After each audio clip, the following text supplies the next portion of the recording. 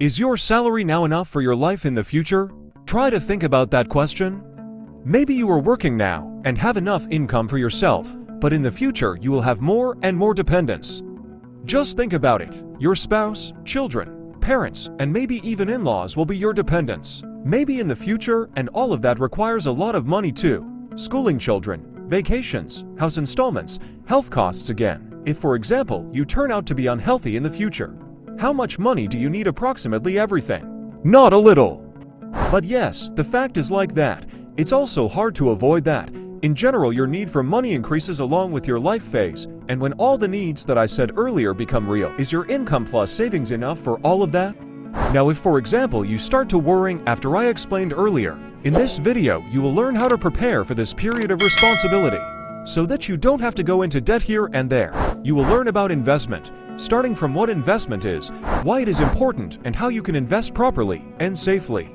Disclaimer: before we get into the video, in this video we discuss money. Money is a sensitive thing, so don't watch it halfway. Watch it until the end. If you don't understand, try replaying 10 seconds. Now, if for example you don't understand either, please ask in the comments. I will reply to questions that I find interesting. Okay, what exactly is investment?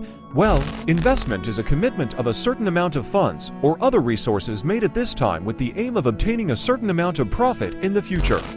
Okay, this is really complicated. Let's make it simple. Investment is an activity you prepare funds or other resources now to get profit in the future. So that you understand better, try to imagine you put $5 into a box. Well, this box can double your money. There is only one condition: the money you put in cannot be used for 2 years. Well, putting money into the box can be called an investment.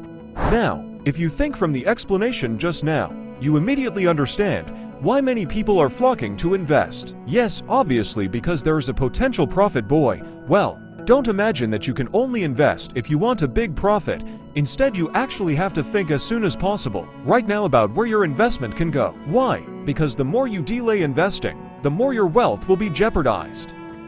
Well, here, to understand my statement just now, you have to understand about inflation. What the heck is inflation? Well, inflation can be briefly explained as the increase in the price of goods and services over time. Explaining inflation is best using an example. Do you remember in the early 2000s how much instant noodles cost? I still remember. Instant noodles at that time were still our P500. Now it's our P2000. Instant noodles are so expensive, it has quadrupled. Well, the problem is that your money in your wallet and in the bank, if for example you save money in the bank, your money will not increase in value.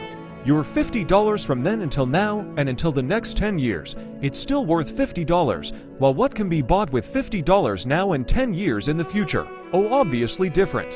Let's remember the price of goods. All goods from year to year all go up, from the price of staple foods to snacks. And also the price of electronic goods also rises. The cost of education also rises, and this is where investment can help you to fight inflation. If you invest your money, and the increase in the value of your investment is higher than the inflation rate that occurs, your money is safe. Simple.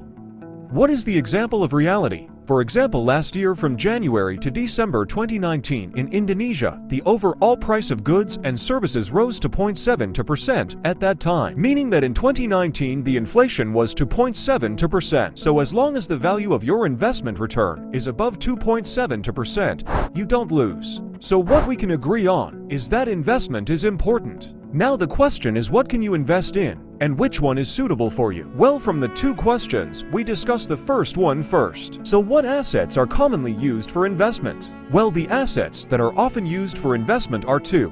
There are real assets and financial assets. What is the difference between real assets and financial assets? Okay, real assets are tangible assets. Examples include gold, houses, and land. Usually the items that people say are worth it to consider for investment are items whose prices are predicted to increase every year. Like land. The land is predicted to rise every year. Well, that was a real asset. Meanwhile, financial assets mean that we are talking about increasing the assets or assets that we have in securities. Now, what are these securities? Examples such as stocks, bonds, and others.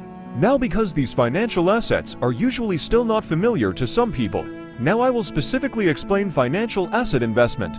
Now we will discuss 3 financial assets that people usually consider investing in. The first is stocks. Stocks are pieces of paper that show ownership of a company. You must have heard the news of buying and selling shares. For example, when Eric Thohier bought Inter shares. Inter is a soccer club in Italy.